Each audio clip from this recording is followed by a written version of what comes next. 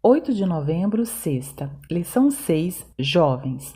Tema: um grande pecador. Os judeus acreditavam que o pecado era punido nesta vida. Toda enfermidade era considerada como castigo de algum mau procedimento. De fato, todo sofrimento é resultado da transgressão da lei divina, mas essa verdade fora deturpada. Satanás, o autor do pecado e de todas as suas consequências, havia levado as pessoas a considerar a doença e a morte como vindas de Deus, como castigos arbitrariamente provocados por causa do pecado.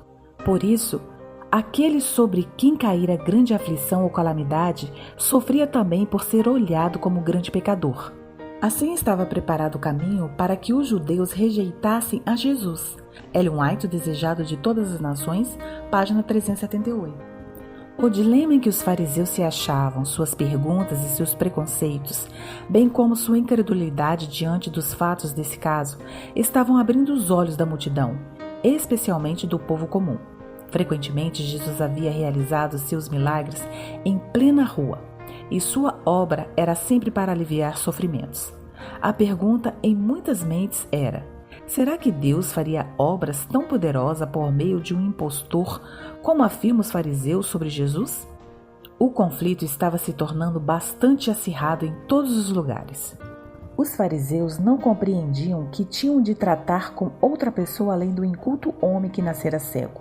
Não conheciam aquele com quem estavam em conflito. A luz divina brilhou no coração do cego. Enquanto esses hipócritas procuravam fazê-lo descrer, Deus o ajudou a mostrar pelo vigor e precisão das respostas que não cairia nas armadilhas. Ellen White, O Desejado de Todas as Nações, página 380. Embora agora tenha subido à presença de Deus, Jesus não perdeu coisa alguma de sua amável natureza. O mesmo coração carinhoso, cheio de compaixão, está hoje aberto a todas as aflições da humanidade. A mão ferida se estende agora para abençoar ainda mais seu povo que está no mundo. Jamais perecerão e ninguém as arrebatará da minha mão. João 10, verso 28. O coração que se entregou a Cristo é mais precioso aos seus olhos do que o mundo inteiro. O Salvador teria passado pela agonia do Calvário para que uma única pessoa fosse salva em seu reino. Ele jamais abandonará alguém por quem morreu. A menos que os seus seguidores escolham abandoná-lo, ele irá segurá-los firmemente. Ellen White, O Desejado de Todas as Nações, página 387. Existe da parte de muitos jovens que professam crer na verdade um espírito de vaidade e descuido que os torna indiferentes. Essas pessoas não andam no amor de Deus, mas são frias e sem vida, não produzindo frutos para a sua glória.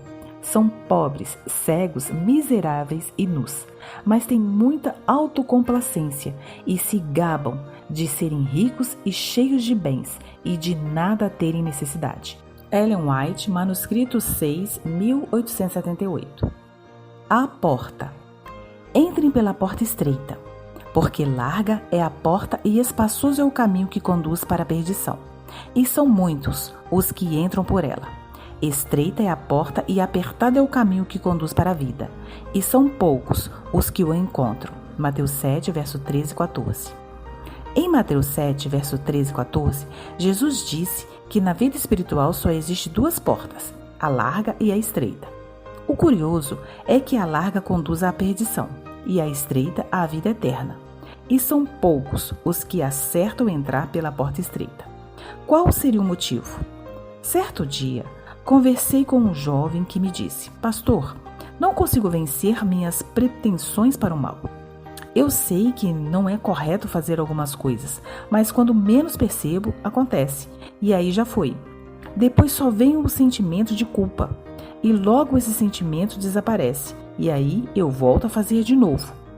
Você já experimentou a mesma sensação? Sente-se impotente para vencer suas batalhas espirituais? Existe um segredo para vencer suas lutas. Há uma fórmula imbatível quando se trata de luta espiritual: comunhão com Deus. O mundo em que vivemos nos oferece muitas portas ilícitas pelas quais muitos entram. Contudo, somente uma porta pode nos prover salvação. Nesse caso, são poucos os que a encontram. Então Jesus disse mais uma vez: em verdade lhes digo, eu sou a porta das ovelhas. João 10, verso 7. A porta é apertada porque ela requer renúncia ao mundo e às nossas vontades e desejos. O que vai determinar o sucesso da nossa vida espiritual tem que ver com as portas que abriremos. Deus nos dá o livre-arbítrio, mas Jesus já nos advertiu sobre o destino de cada porta. O conselho de Deus é: este é o caminho, ande por ele. Isaías 30, verso 21. A sensibilidade para escolher bem e ter um coração puro é resultado de uma entrega de toda a energia, vontade e recursos a Deus. A porta que você abrir definirá seu destino. Ter comunhão com Deus é fazer uma limpeza na alma.